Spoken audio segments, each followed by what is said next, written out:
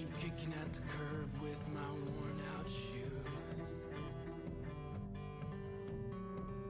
And I keep running into strangers that say I know you. And I don't wanna be a proud man, just wanna be a man. A little less like my father and more like my dad. I wanna hunt like David. I wanna kill me a giant man. I wanna slay my demons. But I got lots of them. I got lots of them.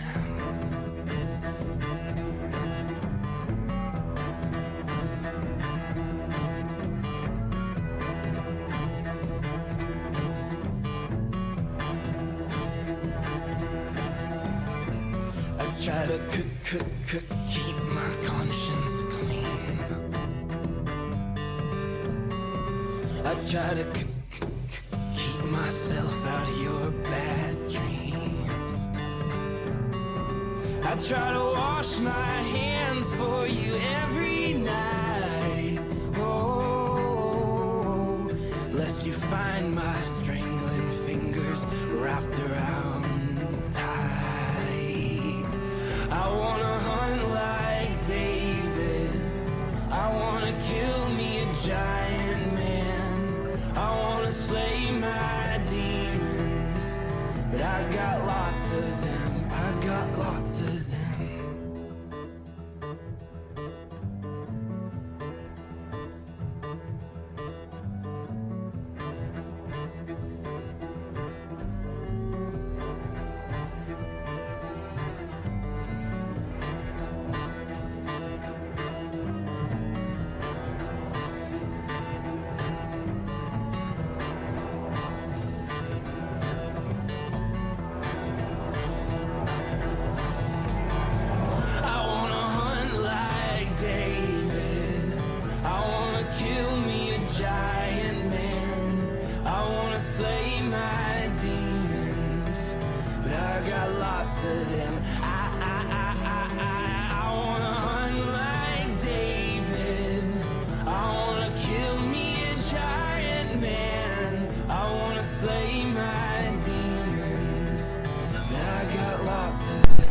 I've got lots of them. Oh, it's true. You know I do. I've got lots of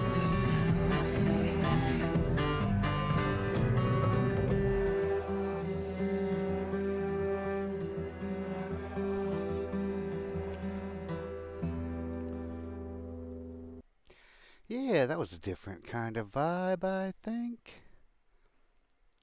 Welcome back, everybody. Bible from the beginning. It's fitting. I was just listening to my playlist. My man Doug from the Sibling Revelry Show. Go follow Sibrev on the Rumbles if you don't. Mentioned this song to me, and I put it in my playlist because it was in his top 10 songs. And yeah, it came across my playlist today. Hey, Bricky. So shout out to Doug from Sibrev for putting this one in my inbox. I was like, that's very Old Testament indeed. And since we've been in the Old Testament, since we started the Bible from the Beginning series, I figured it was super fitting. I mean, we got a little bit past the story of David already.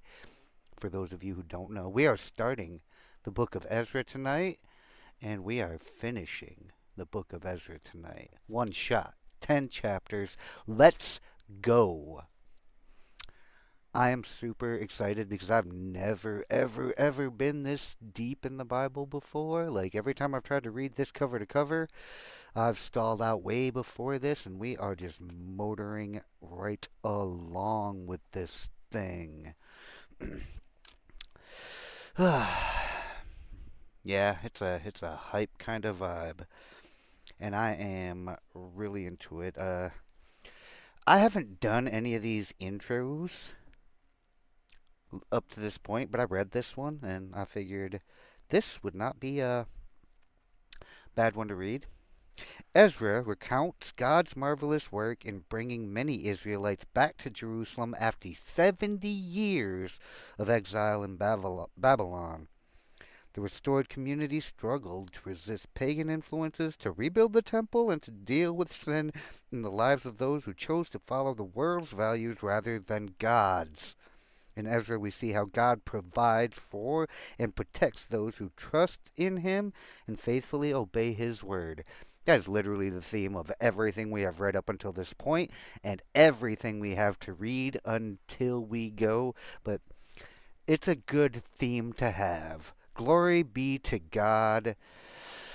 I hope you guys are ready for this. I am very, very excited to be in this book tonight, and I'm very excited to have each and every one of you here with me, including Brookie Cookie Dough, who also absolutely dope streamer. Her and my boy B Strewy play all types of games. Every time I seem to go into either one of their streams, they're playing something different. If you like good, lighthearted gamers who are absolutely a lot of fun to be around, go check out Brookie Cookie Dough and B Strewy. If you want to drop your link in the chat, I am 100% okay with that. And I do appreciate you stopping by, like, big time. All right, guys. What you came for? This is the book of Ezra, Bible from the beginning, chapter 1. In the first year of King Cyrus of Persia, the Lord fulfilled the prophecy he had given through Jeremiah. He stirred the heart of Cyrus to put this proclamation in writing and to send it throughout his kingdom. This is what King Cyrus of Persia says. The Lord, the God of heaven, has given me all the kingdoms of the earth. He has appointed me to build him a temple at Jerusalem, which is in Judah. Any of you who are his people may go to Jerusalem in Judah to rebuild this temple of the Lord, the God of Israel. This is the king of Persia writing this, by the way.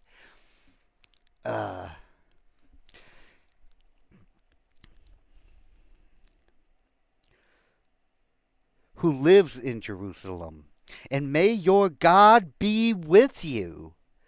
Wherever this Jewish remnant is found, let their neighbors contribute toward their expenses by giving them silver and gold, supplies for the journey, and livestock, as well as a voluntary offering for the temple of God in Jerusalem. Then God stirred the hearts of the priests and Levites and the leaders of the tribes of Judah and Benjamin to go to Jerusalem to rebuild the temple of the Lord. And all their neighbors assisted by giving them articles of silver and gold, supplies for the journey, and livestock. They gave them many valuable gifts in addition to all the voluntary offerings. King Cyrus himself brought out the articles that King Nebuchadnezzar had taken from the Lord's temple in Jerusalem and had placed in the temple of his own gods. Cyrus directed Mithridath, the treasurer of Persia, to count these items and present them to Sheshbazzar, the leader of the exiles returning to Judah. This is a list of items that were returned. Gold basins, 30. Silver basins, 1,000. Silver incense burners, 29. Gold bowls, 30. Silver bowls, 410. Various assorted other items, 1,000. All in all, there were 5,400 articles of gold. Of gold and silver. 5,399 by my count, but who's counting? Sheshbazzar brought all of these along when the exiles went from Babylon to Jerusalem.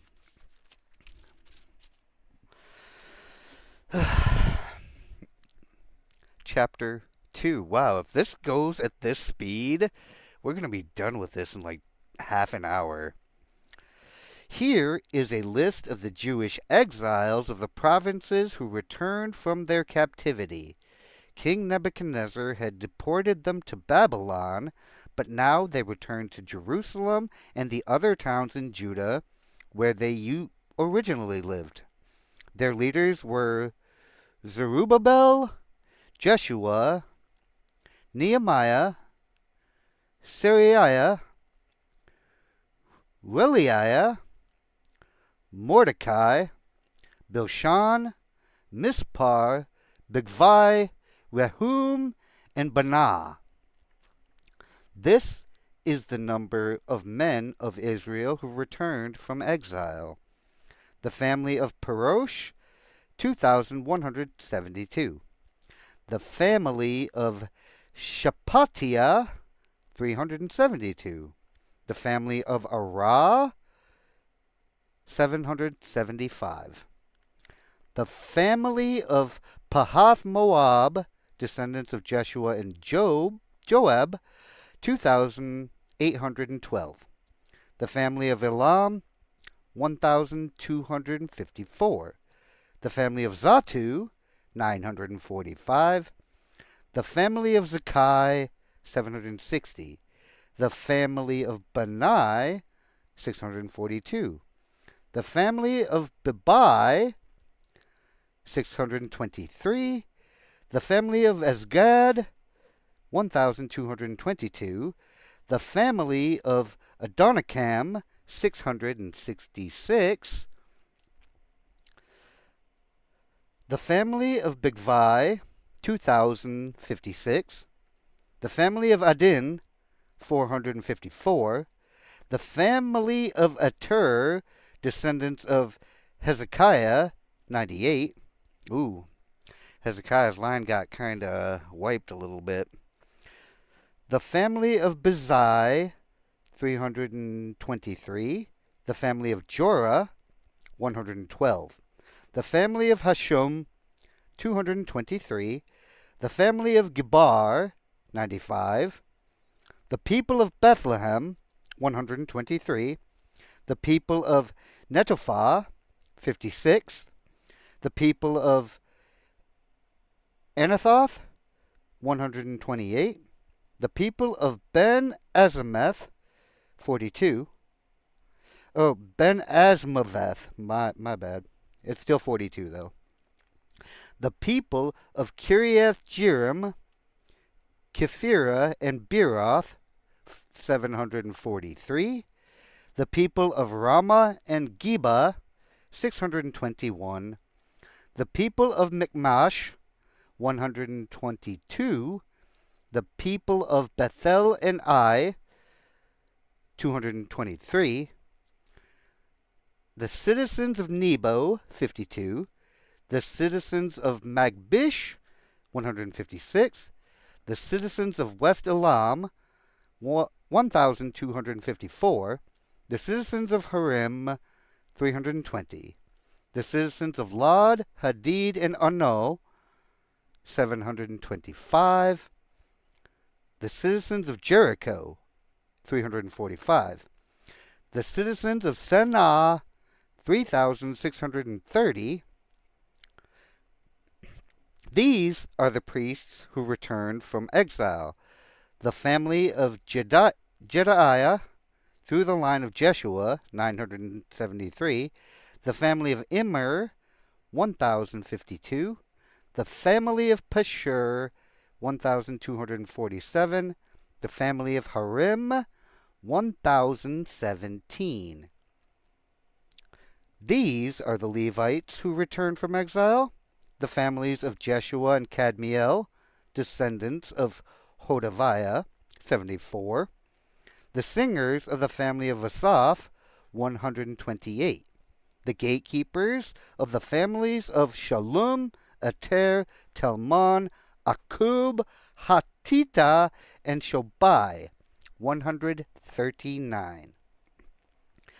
The descendants of the following temple servants returned from exile: Ziha, Hasufa, Taboath, Keros, Siaha, Padon, Lebana, Hagabah, Akub, Hagab, Shalmai, Hanan, Gidel, Gahar, Riah, Rezin, Nekoda, Gazam, Uzzah, Paseah, and Besai.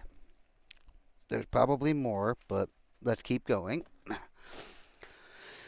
Asna, Miyunim, Nefusim, Bakbuk, Hakufa, Harhur, Bazluth, Mahida, Harsha, Barkos, Sisera, Timah, Neziah, and Hatifa. The descendants of these servants of King Solomon returned from exile: Sotai, Hesophereth, Peruda, Jalah, Darkon, Gidel, Shephatiah. I'll get it right one of these times. Hatil, Pokereth, Hezebaim, and Ami. In all, the temple servants and the descendants of Solomon's servants numbered 392. Another group returned at this time from the towns of Tel Melah, Tel Hashah, Kerub, Adon, and Immer. However, they could not prove that they or their families were descendants of Israel. This group included the families of Tobiah, and Nekoda, a total of 652 people. 3 families of priests, Hobaiah, Hakoz, and Barzillai, also returned. This Barzillai had married a woman who was a descendant of Barzillai of Gilead, and he had taken her family name. Ooh, interesting. That was not a common practice in that time. They searched for their names in the genealogical records, but they were not found. So they were disqualified from serving as priests.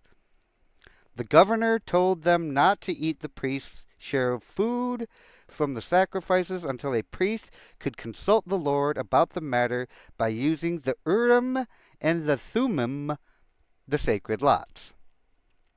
So, a total of 42,360 people returned to Judah, in addition to 7,337 servants and 200 singers, both men and women. They took with them 736 horses, 245 mules, 435 camels, and 6,720 donkey. When they arrived at the temple of the Lord in Jerusalem, some of the family leaders made voluntary offerings toward the rebuilding of God's temple on its original site, and each leader gave as much as he could. The total of their gifts came to 61,000 gold coins, 6,250 pounds of silver, and 100 robes for the priests. So, the priests, the Levites, the singers, the gatekeepers, the temple servants, and some of the common people settled in villages near Jerusalem. The rest of the people returned to their own towns throughout Israel. Hi, Heidi. Is there any vital but stated in a minute or less that I need to know to have this make sense? In other words, any 1-minute summary? We chronicled up to the exile to Babylon. Same kind of thing we did when we were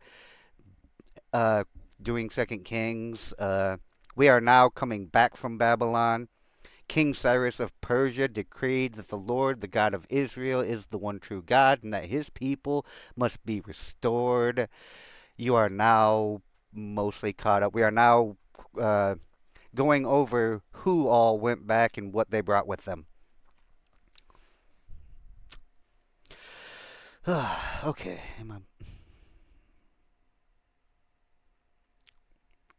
Yeah, go check these folks out, these fine folks on the Rumble side of things, Bricky and Beastery. They're my homies.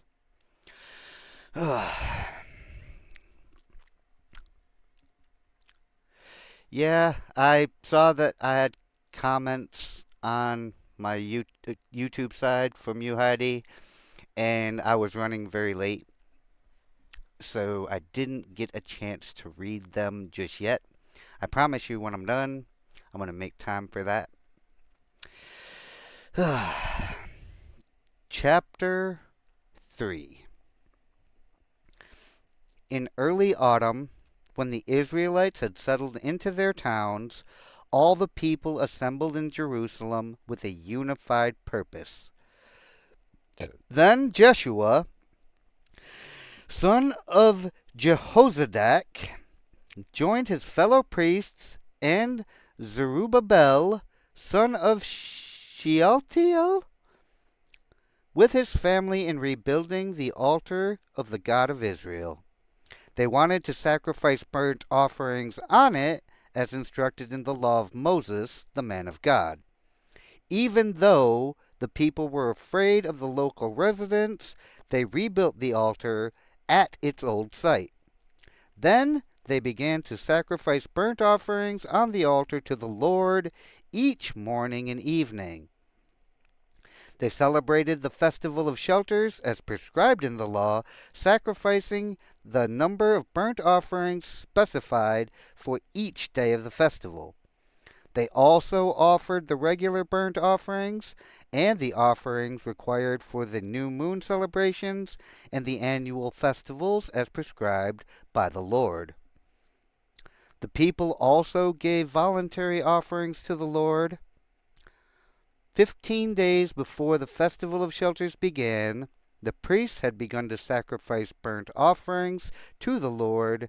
This was even before they had started to lay the foundation of the Lord's temple. So they got right to the important part right straight away. That is what they are trying to tell you here. Like, we have not even begun to rebuild the temple yet, but the sacrifices must be made. Well, God did give him a command to restore the nation of Israel, and he heeded the command with a royal decree. So, I mean,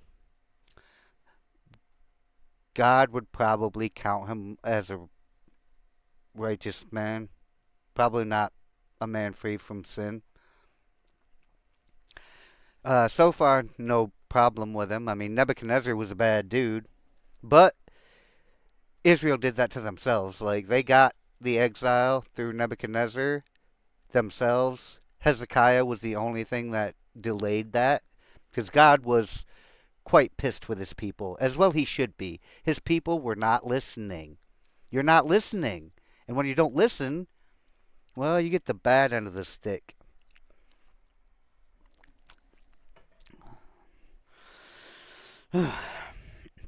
Then the people hired masons and carpenters and bought cedar logs from the people of Tyre and Sidon, paying them with food, wine, and olive oil.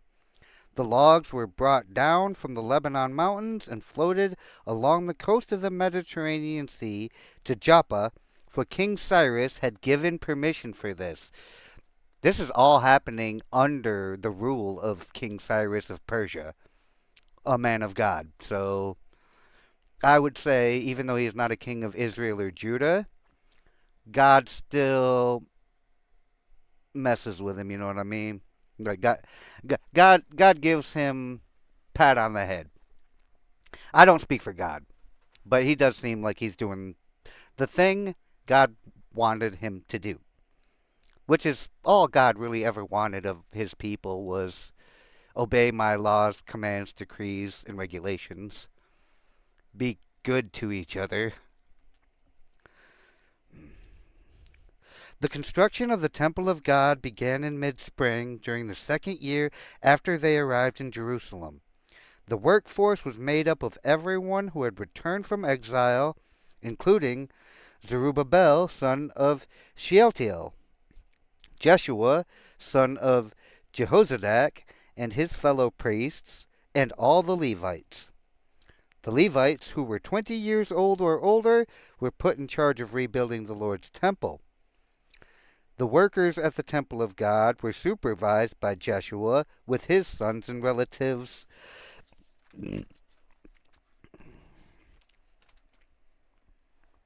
In the province west of the Euphrates River, so that the work will not be interrupted.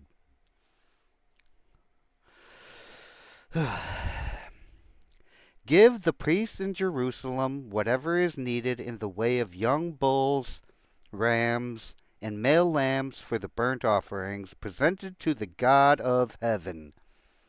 And without fail, provide them with as much wheat, salt, wine, and olive oil as they need each day.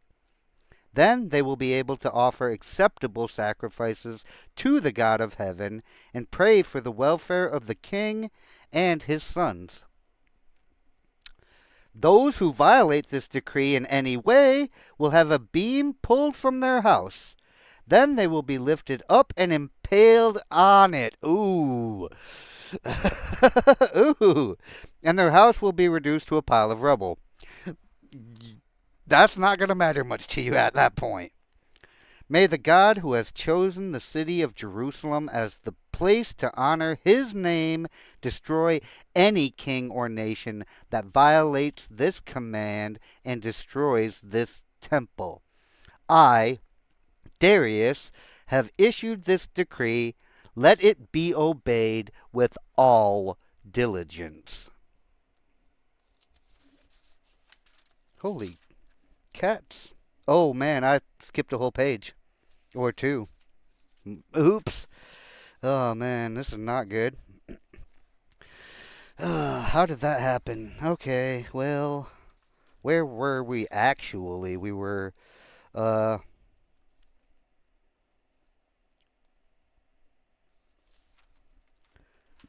man, I might have to restart this whole thing all the way over again, guys. I was in chapter 3, and then I ended up in chapter 6 that fast. 2 pages that stuck together. We were rebuilding the temple, supervised by Jeshua with his sons and relatives, and Kadmiel and his sons. Oh no. Guys, do I start this over after that? Like, I could just scrap this whole stream.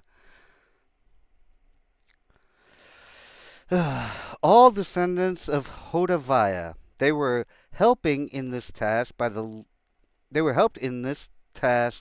Levites of the family of Henadad. When the builders completed the foundation of the Lord's temple, okay, that's where we actually it did flow super well. Redo, cat? Do I kill it and restart it?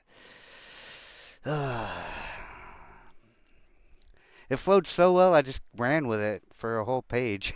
Almost a whole page. The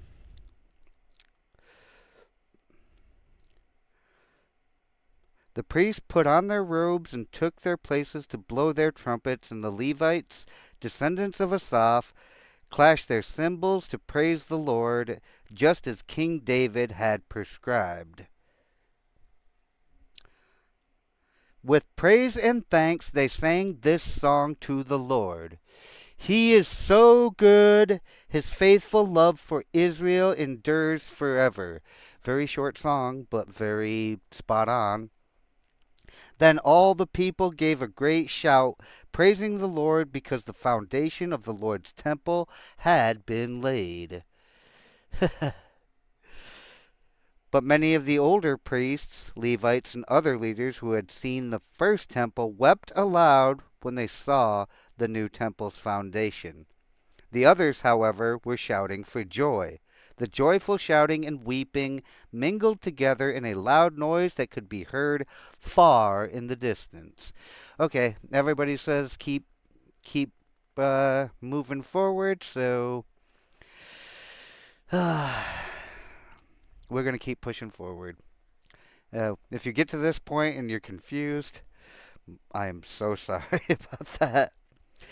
Chapter 4. The enemies of Judah and Benjamin heard that the exiles were rebuilding a temple to the Lord, the God of Israel. So they approached Zerubbabel and the other leaders and said, "Let us build with you, for we worship your God just as you do. We have sacrificed to him ever since King Esarhaddon of Assyria brought us here." But Zerubbabel, Jeshua, and the other leaders of Israel replied, "You may have no part in this work. We alone will build the temple for the Lord, the God of Israel, just as King Cyrus of Persia commanded us." Then the local residents tried to discourage and frighten the people of Judah to keep them from their work. They bribed agents to work against them and to frustrate their plans. This went on during the entire reign of King Cyrus of Persia and lasted until King Darius of Persia took the throne. And that right there, when I read the name Darius, I was like, wait, he's not supposed to be here yet. Years later, when Xerxes began his reign, the enemies of Judah wrote a letter of accusation against the people of Judah in Jerusalem.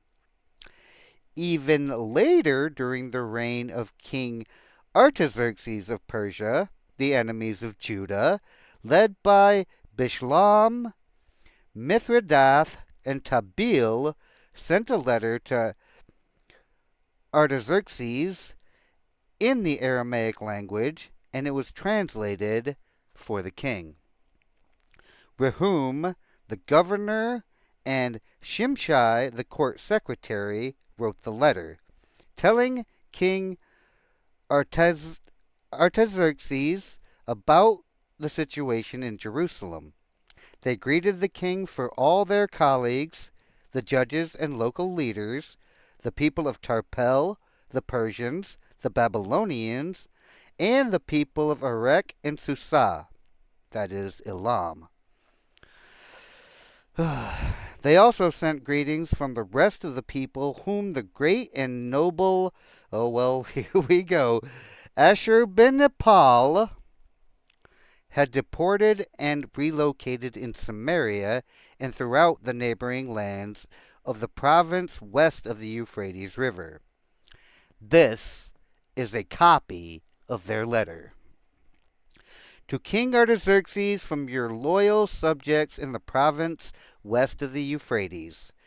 The king should know that the Jews who came here to Jerusalem from Babylon are rebuilding this rebellious and evil city. They have already laid the foundation and will soon finish its walls.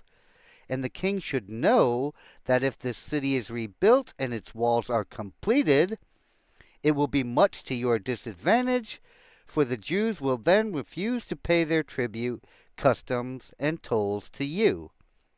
Since we are your loyal subjects and do not want to see the king dishonored in this way, we have sent the king this information. We suggest that a search be made in your ancestors' records, where you will discover what a rebellious city that this has been in the past. In fact, it was destroyed because of its long and troublesome history of revolt against the kings and countries who controlled it. We declare to the king that if this city is rebuilt and its walls are completed, the province west of the Euphrates River will be lost to you. Hi, Squab. Okay, let's get this right this time. We're going to get back to where we were just a few seconds ago.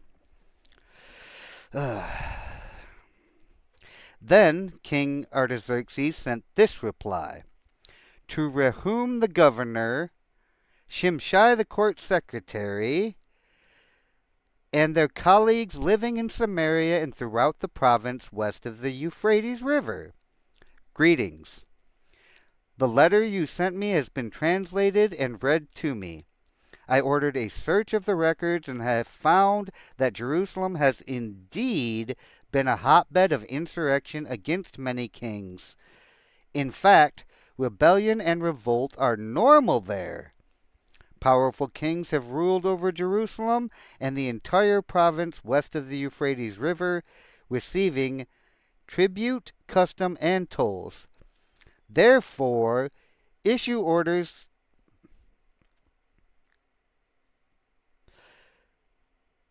to have these men stop their work. That city must not be rebuilt except at my express command. Be diligent and do not neglect this matter, for we must not permit the situation to harm the king's interests. When this letter from King Artaxerxes was read to Rehum, Shimshai, and their colleagues, they hurried to Jerusalem. Then, with a show of strength, they forced the Jews to stop building. So, the work on the temple of God in Jerusalem had stopped, and it remained at a standstill until the second year of the reign of King Darius of Persia. Now Darius shows up. Chapter 5. Literally, I managed to skip a whole 2 chapters in one fell swoop. At that time, the prophets Haggai and Zechariah, son of Iddo, prophesied to the Jews in Judah and Jerusalem. They prophesied in the name of the God of Israel, who was over them. Zerubbabel, son of Shealtiel, and Jeshua, son of Jehozadak, responded by starting again to rebuild the temple of God in Jerusalem. And the prophets of God were with them and helped them. But Tattenai, governor of the province west of the Euphrates River, and Shethar-bozenai and their colleagues soon arrived in Jerusalem and asked, "Who gave you permission to rebuild this temple and restore this structure?" They also asked for the names of all the men working on the temple.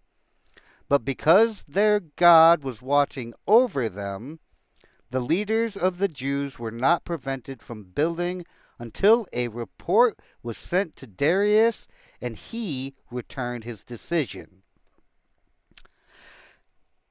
This is a copy of the letter that Tattenai the governor, Shethar-bozenai, and the other officials of the province west of the Euphrates River sent to King Darius.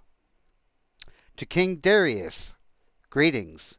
The king should know that we went to the construction site of the temple of the great God in the province of Judah. It is being rebuilt with specially prepared stones, and timber is being laid in its walls. The work is going forward with great energy and success. We asked the leaders who gave you permission to rebuild this temple and restore this structure, and we demanded their names so that we could tell you who the leaders were. This was their answer. We are the servants of the God of heaven and earth, and we are rebuilding the temple that was built here many years ago by a great king of Israel. But because our ancestors angered the God of heaven, he abandoned them to King Nebuchadnezzar of Babylon, who destroyed this temple and exiled the people to Babylonia.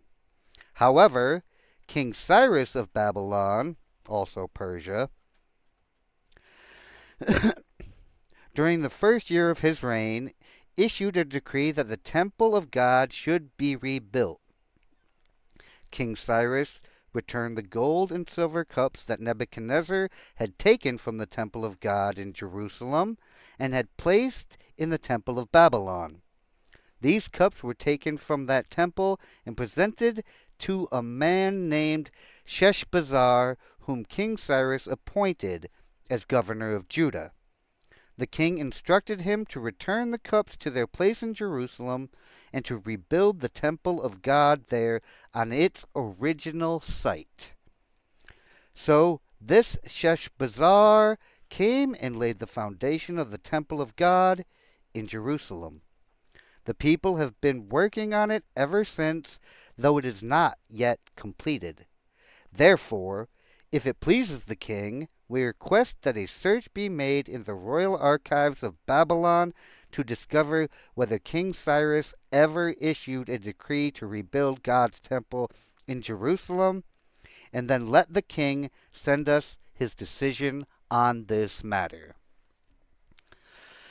Okay, what do we got here? We're all over the Bible, and I still have trouble with the ancient Hebrew names. I mean, I feel like the ancient Hebrew names get longer and more complicated as the Old Testament goes on. They started off easier.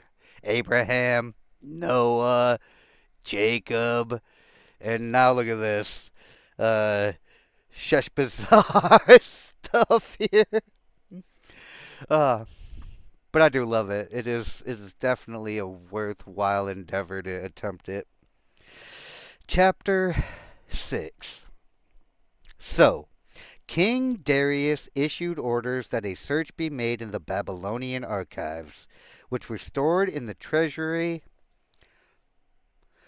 but it was at the fortress of Ecbatana in the province of Media that a scroll was found. This is what it said. Memorandum. In the first year of King Cyrus's reign, a decree was sent out concerning the temple of God at Jerusalem. Let the temple be rebuilt on the site where the Jews used to offer their sacrifices, using the original foundations. Its height will be 90 feet, and its width will be 90 feet. Every 3 layers of specially prepared stones will be topped by a layer of timber. All expenses will be paid by the royal treasury. Furthermore, the gold and silver cups which were taken to Babylon by Nebuchadnezzar from the temple of God in Jerusalem must be returned to Jerusalem and put back where they belong. Let them be taken back to the temple of God. Beast Truey. Good to see you too. I already said it. You missed it, but I told everybody go follow Brookie Cookie Dough and Beast Truey on the Rumbles. They have lots of fun. Shenanigans and gaming galore. Good to see you, my brother. So, King Darius sent this message.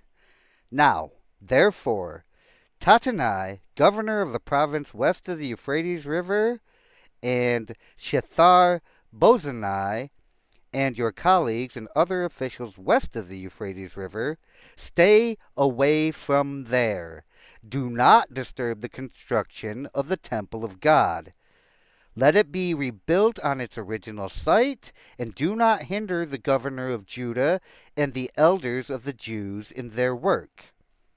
Moreover, I hereby decree that you are to help these elders of the Jews as they rebuild the temple of God.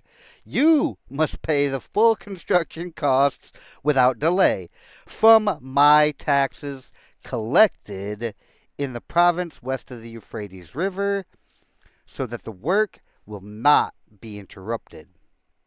Give the priests in Jerusalem whatever is needed in the way of young bulls, rams, and male lambs for the burnt offerings presented to the God of heaven, and without fail provide them with as much wheat, salt, wine, and olive oil as they need each day. Then they will be able to offer acceptable sacrifices to the God of heaven and pray for the welfare of the king and his sons. Those who violate this decree in any way will have a beam pulled from their house, and then they will be lifted up and impaled on it. Yes, sir, yes, sir. And their house will be reduced to a pile of rubble. May the God who has chosen the city of Jerusalem as the place to honor his name destroy any king or nation that violates this command and destroys this temple. I, Darius, have issued this decree. Let it be obeyed with all diligence. We officially caught back up to where I skipped to first round through. Excellent. Tatanai, governor of the province west of the Euphrates River, and Shethar-bozenai and their colleagues complied at once with the command of King Darius.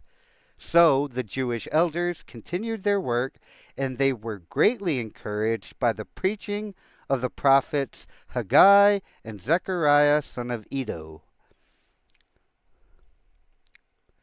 The temple was finally finished as had been commanded by the God of Israel and decreed by Cyrus, Darius, and Artaxerxes, the kings of Persia. The temple was completed on March 12th during the 6th year of King Darius' reign.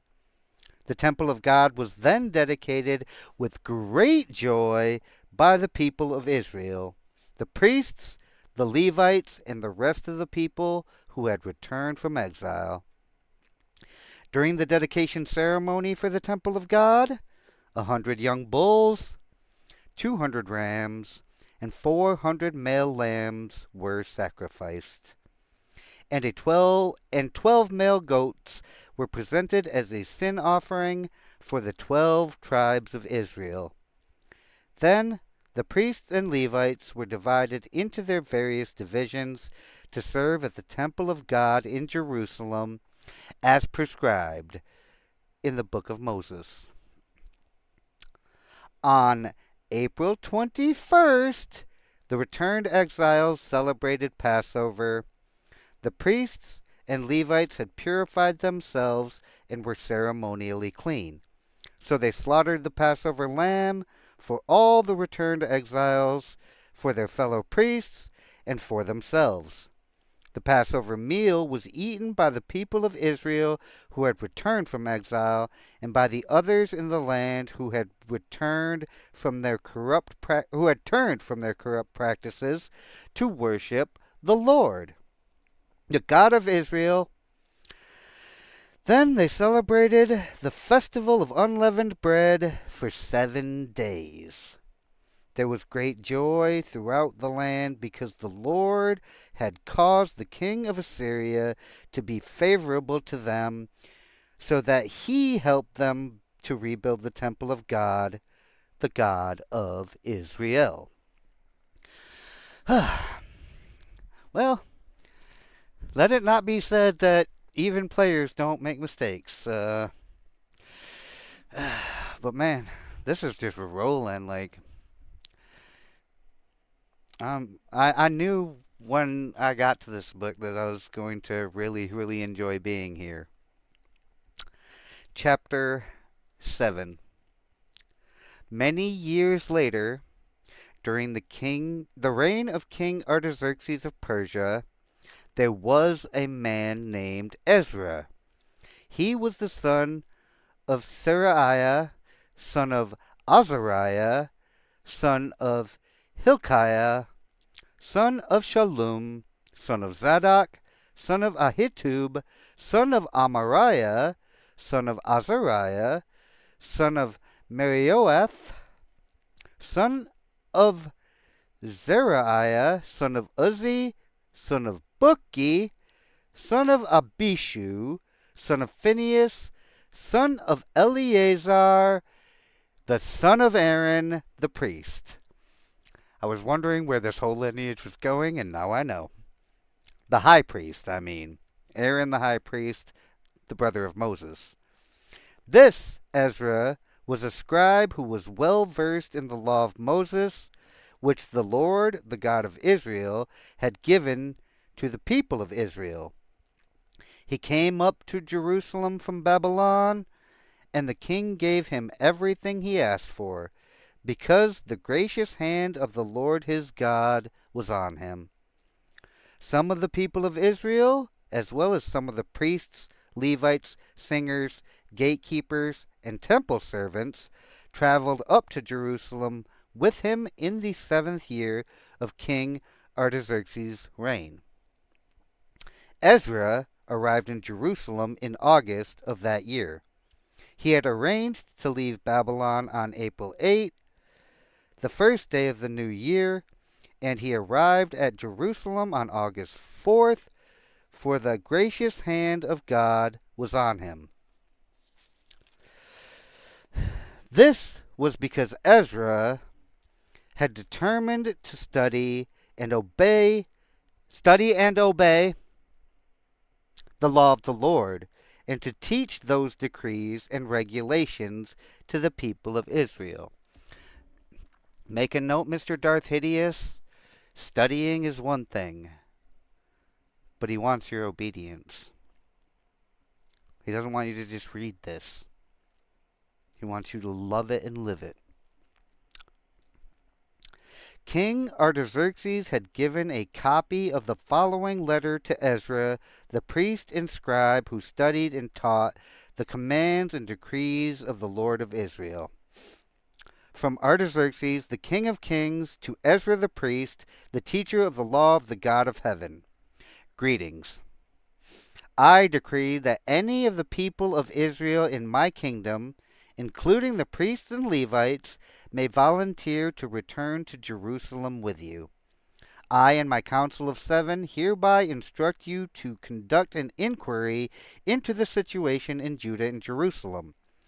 Based on your God's law, which is in your hand, we also commission you to take with you silver and gold, which we are freely presenting as an offering to the God of Israel, who lives in Jerusalem.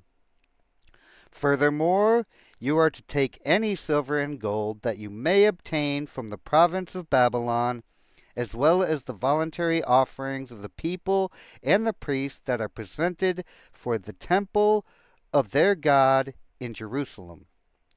These donations are to be used specifically for the purchase of bulls, rams, male lambs, and the appropriate grain offerings and liquid offerings, all of which will be offered on the altar of the temple of your God in Jerusalem. Hold on. Nose is doing...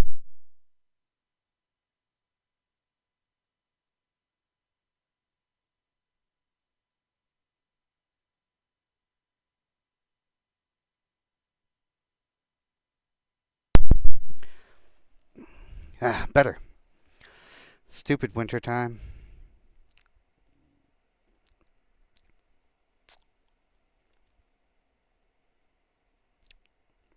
These donations are to be used... Okay. Any silver and gold that is left over may be used in whatever way you and your colleagues feel is the will of your God. But as for the cups we are entrusting to you for the service of the temple of your God, deliver them all to the God of Jerusalem.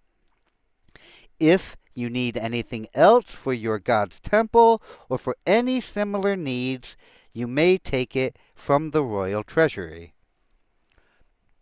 I, Artaxerxes the king, hereby send this decree to all the treasurers in the province west of the Euphrates River. You are to give Ezra the priest and teacher of the law of the God of heaven whatever he requests of you. You are to give him up to 7,500 pounds of silver, 500 bushels of wheat, 550 gallons of wine, 550 gallons of olive oil, and an unlimited supply of salt. Be careful to provide whatever the God of heaven demands for his temple, For why should we risk bringing God's anger against the realm of the king and his sons?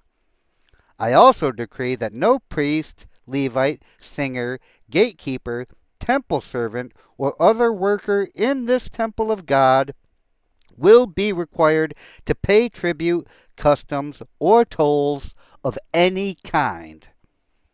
And you, Ezra, are to use the wisdom your God has given you to appoint magistrates and judges who know your God's laws to govern all the people in the province west of the Euphrates River. Teach the law to anyone who does not know it. Anyone who refuses to obey the law of your God and the law of the king will be punished immediately, either by death, banishment, confiscation of goods, or imprisonment. Praise the Lord, the God of Israel, the God of our ancestors, who made the king want to beautify the temple of the Lord in Jerusalem. And praise him for demonstrating such unfailing love to me by honoring me before the king, his council, and all his mighty nobles. I felt encouraged because the gracious hand of the Lord my God was on me, and I gathered some of the leaders of Israel to return with me to Jerusalem. Praise the Lord indeed, God of heaven and all the earth. For I feel his great and powerful hand upon me as well. Chapter 8. Here is a list of the family leaders and the genealogies of those who came with me from Babylon during the reign of King Artaxerxes. From the family of Phinehas, Gershom. From the family of Ithamar, Daniel. From the family of David, Hattush, a descendant of Shechaniah. From the family of Parosh, Zechariah and 150 other men were registered. From the family of Pahath Moab, Elihunai, son of Zerahiah, and 200 other men. From the family of Zattu, Shechaniah, son of Jahaziel, and 300 other men. From the family of Adin, Ebed, son of Jonathan, and 50 other men.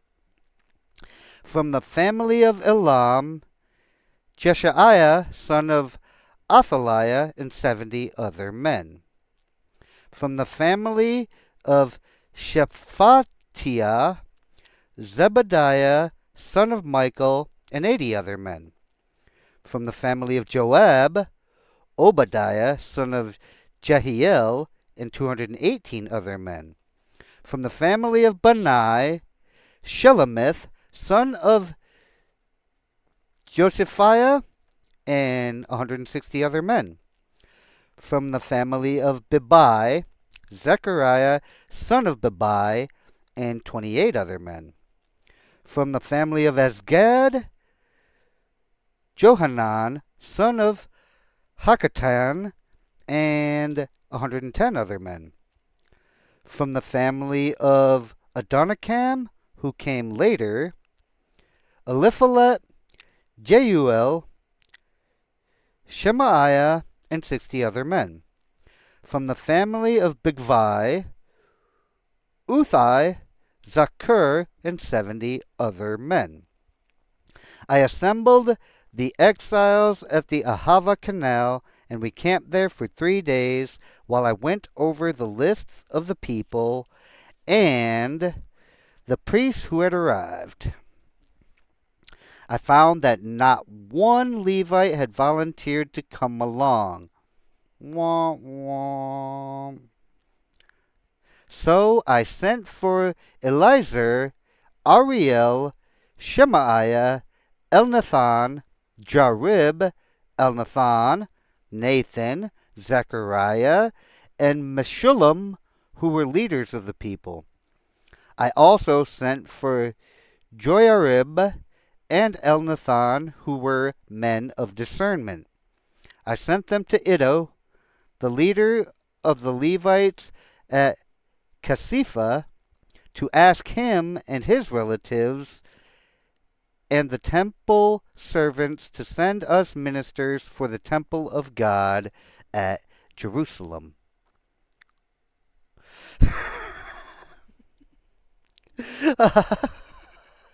Oh, that made me laugh, Squab. LOL, and a bunch of other men. Even the Bible doesn't want to struggle with the names.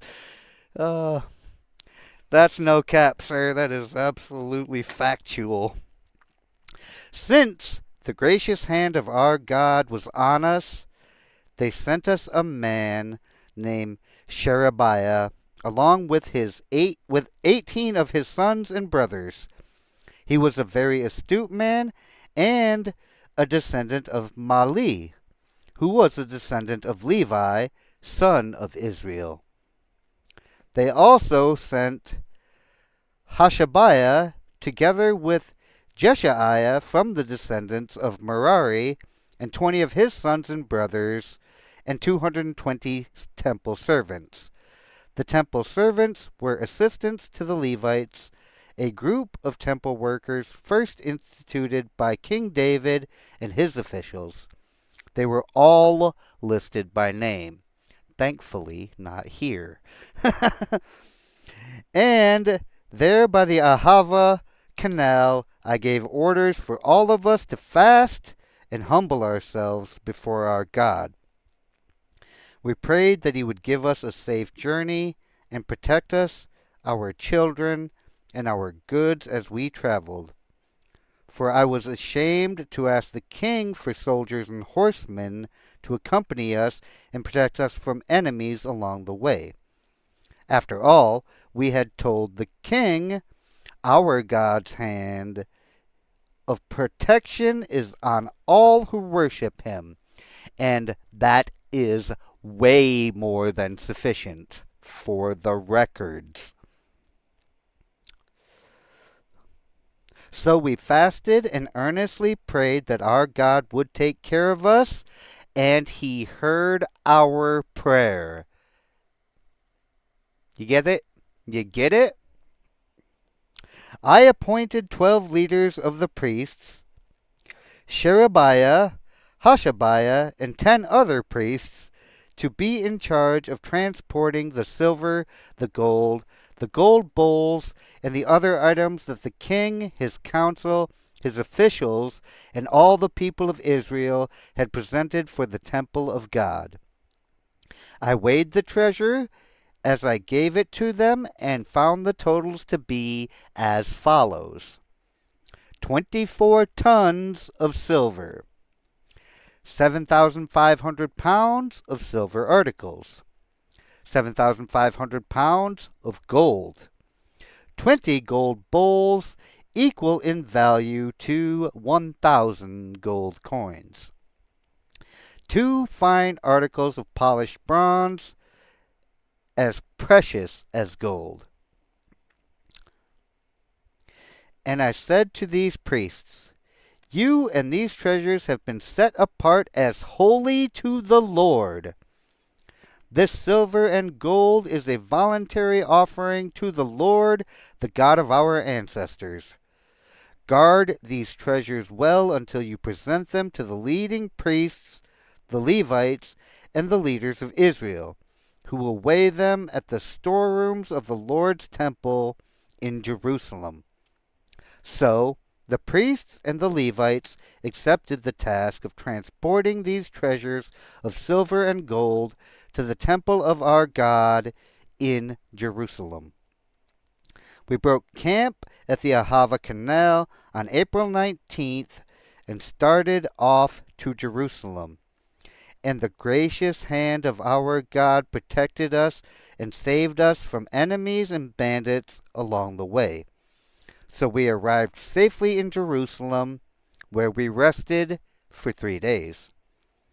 On the 4th day after our arrival, the silver, gold, and other valuables were weighed at the temple of our God, and entrusted to Meremoth, son of Uriah, the priest, and to Eleazar, son of Phinehas, along with Jozabad, son of Jeshua, and Noadiah, son of Binnui, both of whom were Levites.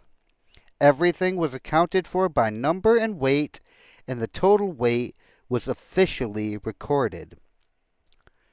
Then the exiles who had come out of captivity sacrificed burnt offerings to the God of Israel.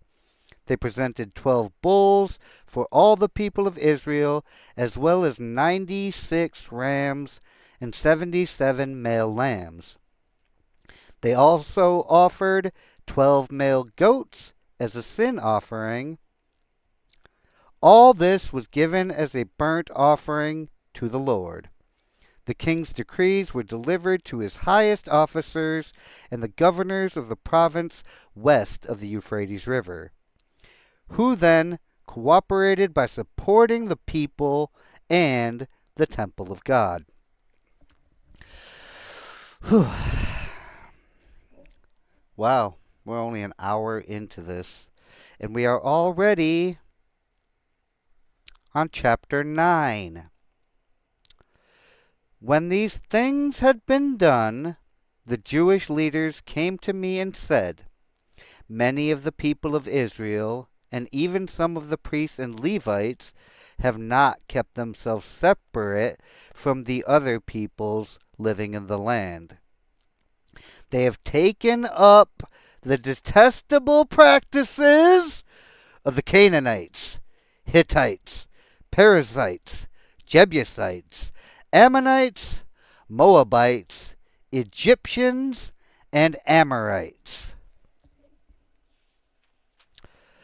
For the men of Israel have married women from these people and have taken them as wives for their sons. So the holy race has become polluted by these mixed marriages. Worse yet, the leaders and officials have led the way in this outrage." When I heard this, I tore my cloak and my shirt. I pulled hair from my head and beard and sat down, utterly shocked. Then all who trembled at the words of God of Israel came and sat with me because of this outrage committed by the returned exiles. Already, guys, really? Already? Do you not know what got you exiled in the first place? Did nobody tell you why you had to live for 70 years in Babylon? Oh, I'm sorry, I'm about to tear my clothes and rip my hair out too. And this happened thousands of years ago. When I heard this, oh yeah, at the time of, and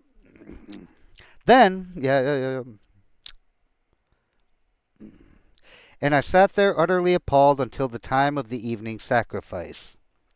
At the time of the sacrifice, I stood up from where I had sat in mourning with my clothes torn. I fell to my knees and lifted my hands to the Lord my God. I prayed, "Oh, my God, I am utterly ashamed. I blush to lift my face to you, for our sins are piled higher than our heads, and our guilt has reached to the heavens. From the days of our ancestors until now, we have been steeped in sin. This is why we and our kings and our priests have been at the mercy of the pagan kings of the land." Literally what I just said. "We have been killed, captured, robbed, and disgraced, just as we are today. But now we have been given a brief moment of grace, for the Lord our God has allowed a few of us to survive as a remnant. He has given us security in this holy place. Our God has brightened our eyes and granted us some relief from our slavery, for we were slaves. But in his unfailing love, our God did not abandon us in our slavery. Instead, he caused the kings of Persia to treat us favorably. He revived us so we could rebuild the temple of our God and repair its ruins. He has given us a protective wall in Judah and Jerusalem. And now, O God, what can we say after all of this? For once again we have abandoned your commands. Your servants, the prophets, warned us when they said, the land you are entering to possess is totally defiled by the detestable practices of the people living there. From one end to the other, the land is filled with corruption. Sounds like home to me. Don't let your daughters marry their sons. Don't take their daughters as wives for your sons. Don't ever promote the peace and prosperity of those nations. If you follow these instructions, you will be strong and will enjoy the good things that the land produces, and you will leave this prosperity to your children forever. Now, we are being punished because of our wickedness and our great guilt. Not our neighbors. Ours.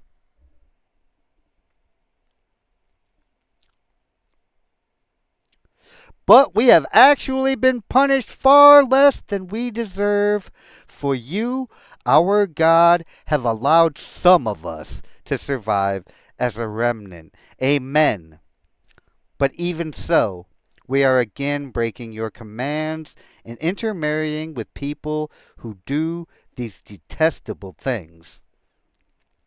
Won't your anger be enough to destroy us so that even this little remnant no longer survives? O Lord, God of Israel, you are just. We come before you in our guilt as nothing but an escaped remnant, though in such a condition none of us can stand in your presence. Wow, I feel that one. That one hits me right here. I feel that way a lot. I don't deserve this. With my sinful ways and my proud and boastful nonsense. Chapter 10. While Ezra prayed and made this confession, weeping and lying face down on the ground in front of the temple of God, a very large crowd of people from Israel, men, women, and children, gathered and wept bitterly with him. Not gonna lie, I'm right there with you. Then Shechaniah, son of Jehiel, a descendant of Elam, said to Ezra, we have been unfaithful to our God, for we have married these pagan women of the land. But in spite of this, there is hope for Israel. Let us now make a covenant with our God to divorce our pagan wives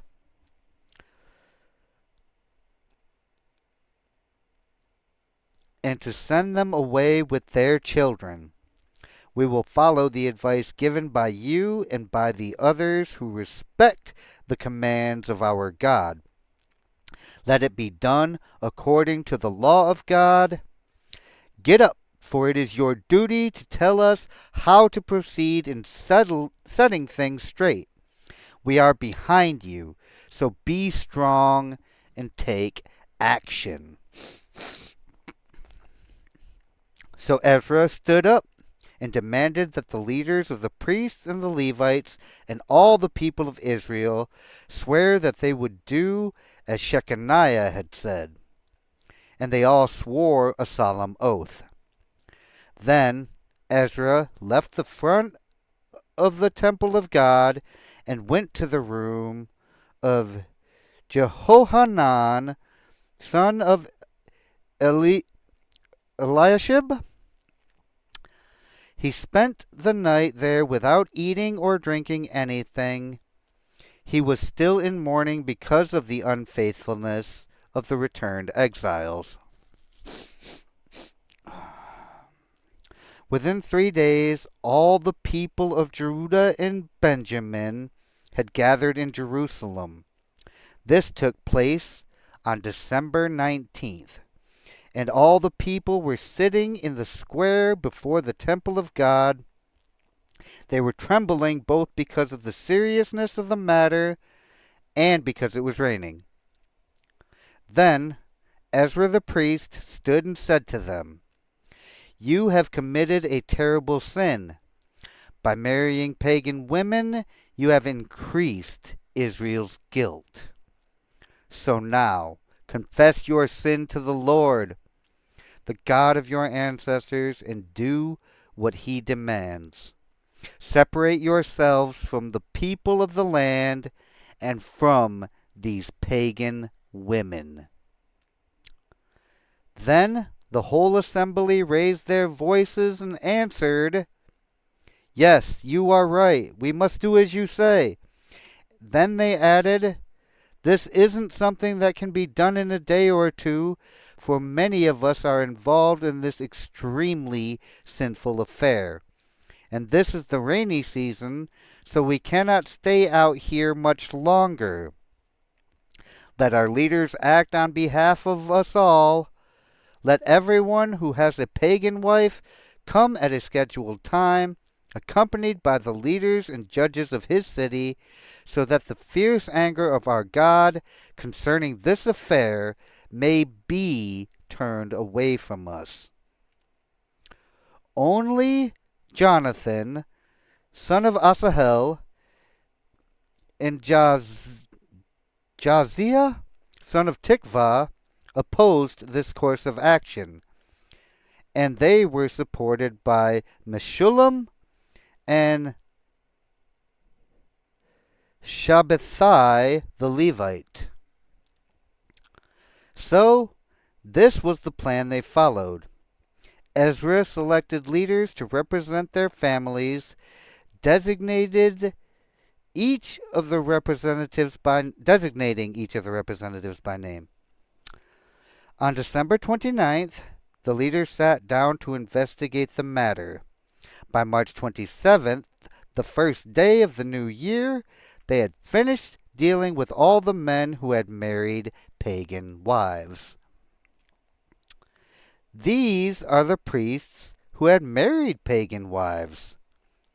From the family of Jeshua, son of Jehozadak, and his brothers, Maaseiah, Eliezer, Jarib, and Gedaliah, they vowed to divorce their wives, and they each acknowledged their guilt by offering a ram as a guilt offering. From the family of Immer, Hanani and Zebediah. From the family of Harim, Maaseiah, Elijah, Shemaiah, Jehiel, and Uzziah. From the family of Pashur, Elionai, Maaseiah, Ishmael, Nathanael, Jozabad, and Elisah. These are the Levites who were guilty: Jozabad, Shimei, Kiliah, also called Kelida, Pethahiah, that's a tough one, Judah, and Eliezer. This is the singer who was guilty, Eliashib. These are the gatekeepers who were guilty, Shallum, Telem, and Uri. These are the other people of Israel who were guilty. From the family of Parosh, Ramiah, Izziah, Melchijah, Mijamin, Eleazar, Hashabiah, and Benaiah. From the family of Elam, Mattaniah, Zechariah, Jehiel, Abdi, Jeremoth, and Elijah. From the family of Zatu, Elionai, Eliashib, Mattaniah, Jeremoth, Zabad, and Aziza. From the family of Bebai, Jehohanan, Hananiah, Zabai, and Athli.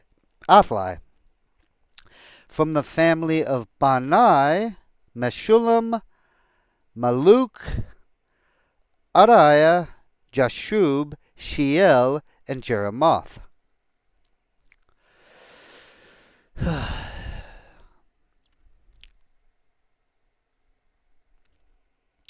From the family of Pahath Moab, Ednah, Kelal, Benaiah, Maaseiah, Mattaniah, Bezalel, Benuai, and Manasseh.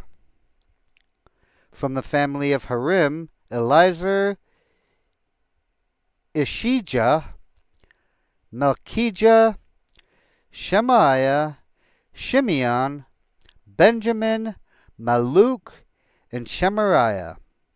From the family of Hashum, Mattanai, Matata, Mattanai Matata. What a wonderful phrase. Zabad, Eliphalet, Jeremiah, Manasseh, and Shimei.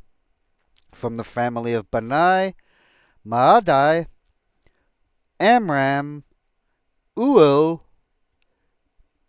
Benaiah, Bedaiah, Kelui, Vanai, Meremoth, Eliashib, Mattaniah, Mattanai, and Jasu.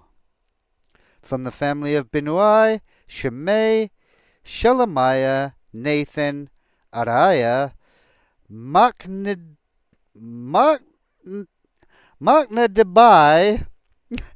try saying that 3 times fast, Shashai, Sharai, Azarel, Shelemiah, Shemariah, Shalom, Amariah, and Joseph.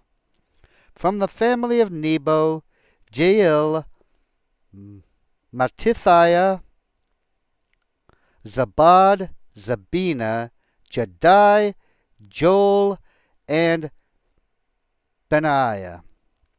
Each of these men had a pagan wife, and some even had children by these wives. Whew. I thought the names were going to be over. They're just getting harder. Okay, what's chat up to over here? Thankfully, Darth's chat are not strange pagan women. Nope. Strange pagan women don't come around here. They don't want to hear the message of the Lord. That was a lot of fun. I'm not going to lie. I knew because the moment I saw the name of the book, I was like, hey, I remember a band from when I was young called Better Than Ezra. And no, they're not. That was amazing. One-shotted, even with the slip-up. Tomorrow, New Year's Eve, I'm going to do Nehemiah, 13 chapters, one-shotting that, and then tomorrow night over on Salty Growers channel, New Year's Eve party, so long as I know, unless things have changed. So after tomorrow's stream, feel free to come join us. We're going to watch movies. We're going to have fun. We're going to try to commit not too many great sins. May God bless each and every one of you, and may His will be done through all of you as I pray it is done through me. I love you all. I will see you all hopefully back here tomorrow. Maybe bring a friend or two if you're so inclined. I did say I was going to raid out to Frog. I told him that anyway, but he's probably not live yet. Uh, Hold on, let me refresh my rumbles. If not, we'll just go over to where I was before. Because my good friend Slay Money is having a giveaway on her channel and doing a marathon stream. So, by all means, I don't see Frog up here. Uh, Wait a minute. I don't see Slaywad either. What the actual factual is going on here? Okay, let's try this refresh button one more again.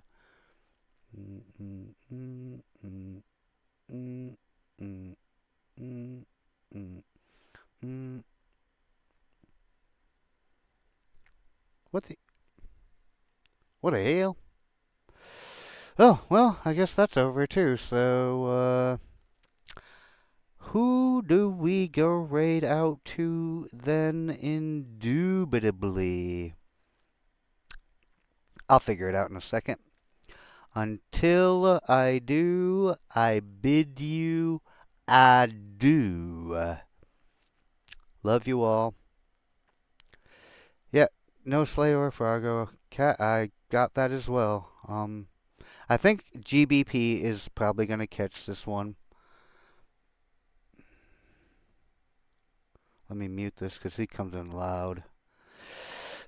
Take care, everybody. I will see each and every one of you tomorrow, hopefully. If not, I understand it's New Year's Eve. You've probably got other things to do.